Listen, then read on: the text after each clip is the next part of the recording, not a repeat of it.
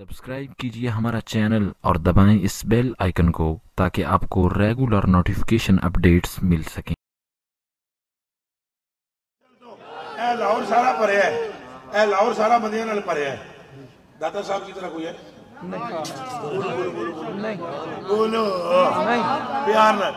जे पुत्रो ये इत्थे दाता साहब की मिसल कोई नहीं तो मुस्तफा की मिसल कौन सी? वली भी यहाँ पर है, पीर भी यहाँ पर है कि कोई नहीं? वटा पटो पीर भी हैं, वली भी हैं, बुजुर्ग भी हैं, सूफी भी हैं, मौलवी भी हैं। दाता साहब जैसा कोई लाओ। और कुछ लोरियों ने इतराज किया था दाता साहब पे, तुम्हारी मस्जिद लोरी क्यों मौलवी सुन कौन सन?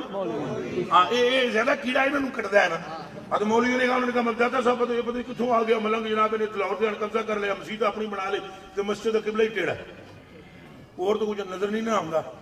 मस्जिद का किबला टेढ़ा। दाता साहब रहमतुल्लाह अलैह को पता लगा, दाता साहब ने फरमाया मगरिब की नमाज इन सबको बोलो मेरे पीछे पड़े। सारे इकट्ठा कर लिया। दाता साहब रहमतुल्लाह अल्लाह अकबर की थी, तू कंधी गायब सीधा काबा। ला इलाहा इल्लल्लाह मुहम्मद रसूलुल्लाह।